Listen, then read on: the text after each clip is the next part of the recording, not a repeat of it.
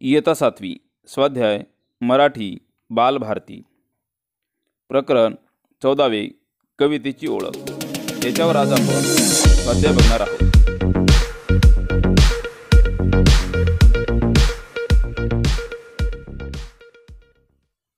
प्रश्न क्रमांक 1 खालील चौकटी पूर्ण करा। अ आजीने काव्य प्रतिभा वाढवण्याचा सांगितलेला अर्थ। कविता करण्याची समजून घेण्याची आपली आकलन शक्ती वाढवणे म्हणजे काव्य प्रतिभा वाढवणे होय। आ सुधीरची काव्य प्रतिभा वाढवण्यासाठी कुटुंबाने केलेली मदत। कुटुंबातील सर्वजण कवितेत संभाषण करू लागले। ई बाबांनी सुधीरला कवितांची पुस्तके आणून देण्याचे कारण। पद्यातील संभाषण म्हणजे कविता नव्हे, खरी कविता वेगळीच असते हे सुधीरला समजावे म्हणून। ई कुटुंबातील सदस्यांनी सुधीरचे अभिनंदन करण्याचे कारण। सुधीरने शांता शेळके, नारायण सुर्वे, ग दि माडगुळकर, बालकवी या कवीच्या कविता वाचल्या, त्यामुळे त्यांच्या मनातील भावनांचे मोहोळ चेतल्याचे त्यांनी सांगितले। प्रश्न क्रमांक 2 पाठातील कवितेतून बोलण्याची गंमत तुमच्या शब्दात मांडा। उत्तर पाठातील सर्व पात्रांची अशी चुकीची कल्पना आहे की यमक जुळवले की कविता तयार होते, म्हणून सर्वजण साधीच वाक्य बोलतात आणि त्यात यमक जुळवतात। उदाहरण आजी म्हणते घरामध्ये लावते सांज वात, भाजी करते आता कांद्याची पात। सुधीर म्हणतो ए माझी सुपर आजी, तुला आवडेल ती कर भाजी। आजोबा म्हणतात मला द्या काठी नि चप्पल, कोटाचं जोडून द्या तुटलेलं बक्कल। आई म्हणते चिडता का हो माझ्यावर, माया करावी सर्वावर। बाबा म्हणतात अगं आई, पटकन खायला दे ना ग आई काही। ताई म्हणते अंघोळ कर पटकन, नाश्ता कर चटकन इत्यादी कवितेतून बोलण्यातील गंमत मांडलेली आहे।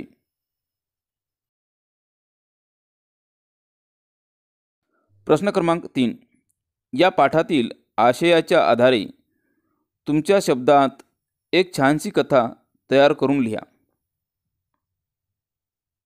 एक छानसं एकत्र कुटुंब असतं, त्या कुटुंबात आजोबा, आजी, बाबा, आई, सुधीर व ताई असे घटक असतात।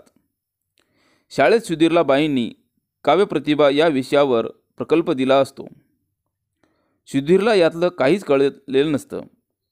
सर्वजण जर कवितेत बोलले तर त्याला काही कळेल असं आजोबा सांगतात।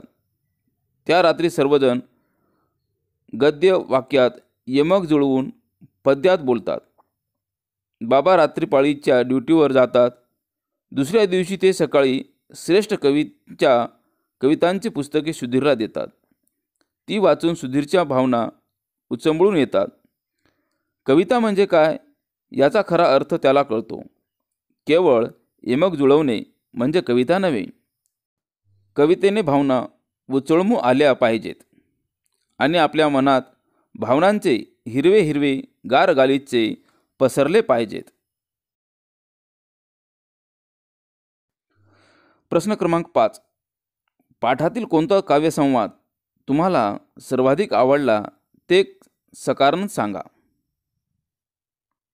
पाठातील आवडलेला संवाद शांताबाईची बाग अन सुर्वेची गिरणी, गदिमांचे घर अन बालकवींची फुलराणी, चेतवले भावनांचे मोहोळ तुम्ही मनी। हा सुधीरने म्हटलेला काव्यसंवाद मला सर्वाधिक आवडला, कारण त्यात श्रेष्ठ कवींची नामावली तर आहेच, पण त्यांची वैशिष्ट्येही सांगितलेली आहेत. शांताबाई म्हणजे शांता शेळके. त्यांच्या कविता बागेतील फुलांसारख्या टवटवीत व रंगीबेरंगी आहेत. सुर्वे म्हणजे नारायण सुर्वे. गिरणी म्हणजे ते कामगार कवी आहेत. गदिमा म्हणजे ग दी माडगुळकर. त्यांचे गीत रामायण घराघरातून पोहोचले आहेत. आणि बालकवींची फुलराणी ही कविता अजूनही अवीट आहे. प्रश्न क्रमांक 6. खालील आकृती पूर्ण करा. पाठात आलेल्या साहित्यिकांची नावे. 1. नारायण सुर्वे. 2. शांता शेळके. 3. ग दी माडगुळकर. 4. बालकवी. हे सर्व पाठात आलेल्या साहित्यिकांची नावे आहेत. खेळूया शब्दांशी. खालील वाक्प्रचारांचा अर्थ चौकटीतून शोधून लिहा. चौकट: नकार देणे, बंधनातून मुक्त होणे, हट्ट करणे, भावना जागृत करणे. हे चौकटीत दिलेले शब्द वाक्यात त्यांचा उपयोग करायचा आहे. अ. खो देणे म्हणजेच नकार देणे. आ. पाश सोडणे म्हणजे बंधनातून मुक्त होणे. ही. हेका धरणे म्हणजे हट्ट करणे. ई. भावनांचे मोहोळ चेतवणे म्हणजे भावना जागृत करणे. अशा प्रकारे वाक्प्रचारांचा अर्थ चौकटीतून शोधून लिहिलेला आहे. खेळ खेळूया. अ. खालील कंसात काही म्हणी दिल्या आहेत. दिलेल्या वाक्यांशी संबंधित म्हण ओळखा व लिहा. म्हणी आहेत. अति तिथे माती. आगीतून उठून फुफाट्यात पडणे. पळसाला पाने तीनच. नावडतीचे मीठ अळणी. थेंबे थेंबे तळे साचे. कामापुरता मामा. गर्वाचे घर खाली. या चौकटीत दिलेले म्हण वाक्यामध्ये त्या म्हणीचा वापर करायचा आहे. वाक्य अ.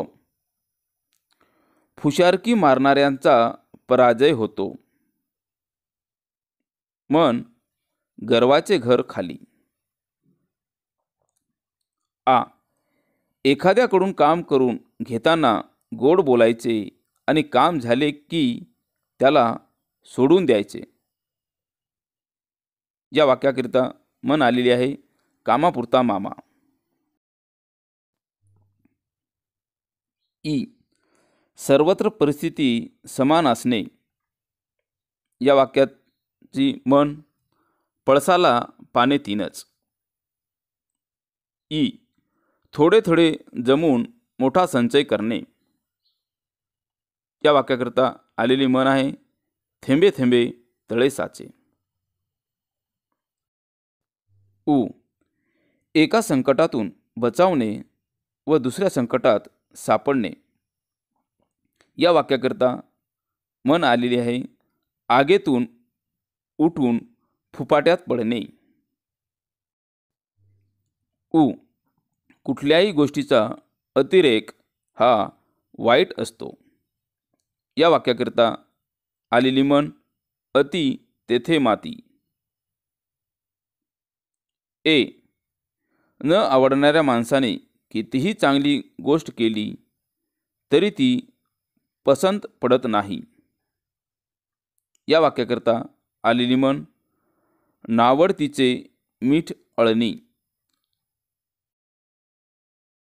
आ. खाली काही वाक्य दिली आहेत. त्यामध्ये एकच शब्द वेगवेगळ्या अर्थाने वापरला आहे. खालील वाक्य वाचा.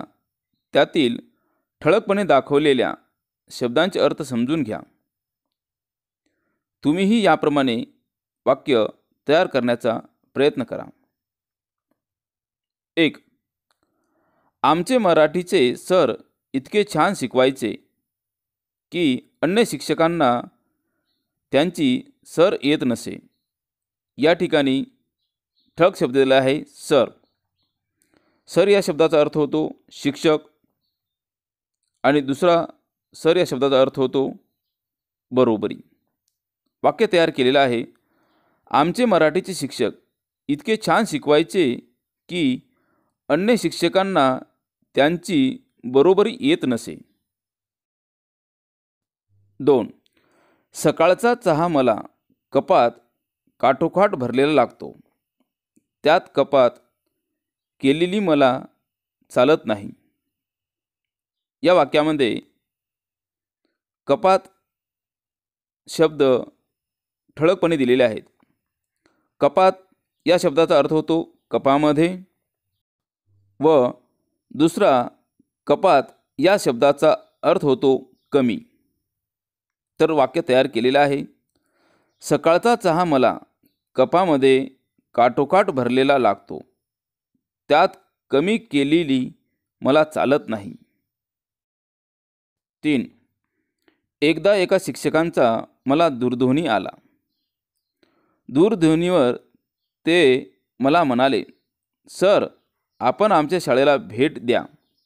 मी त्यांना विचारले, काय भेट देऊ? ते शिक्षक म्हणाले, ते शाळेला भेट दिल्यावर ठरवा. तर या वाक्यामध्ये भेट हे शब्द ठळकपणे दिलेला आहे. भेट या शब्दाचा अर्थ होतो मुलाखत आणि दुसरा भेट या शब्दाचा अर्थ होतो वस्तू. तर तयार केलेले वाक्य आहे. एकदा एका शिक्षकांचा मला दूरध्वनी आला. दूरध्वनीवर ते मला म्हणाले, सर आपण आमच्या शाळेला मुलाखत द्या. मी त्यांना विचारले, काय वस्तू देऊ? ते शिक्षक म्हणाले, ते शाळेला मुलाखत दिल्यावर ठरवा. अशा प्रकारे वाक्य तयार केलेले आहे. 4. विहिरीत पाणी नाही त्यातच पाणी नाही. या वाक्यामध्ये पाणी हे शब्द ठळक अक्षरात दिलेले आहे. पाणी या शब्दाचा अर्थ होतो जल आणि दुसरा पाणी या शब्दाचा अर्थ होतो धमक. तर वाक्य तयार केले आहे. विहिरीत जल नाही त्याच्यात धमक नाही. 5. घराला आग लागली उन्हात अंगाची आग होते. या वाक्यामध्ये आग हे शब्द ठळक दिलेले आहे. आग या शब्दाचा अर्थ होतो अग्नी व दुसरा अर्थ आग या शब्दाचा होतो दाह. तर तयार केलेले वाक्य आहे. घराला अग्नी लागली उन्हात अंगाची दाह होते.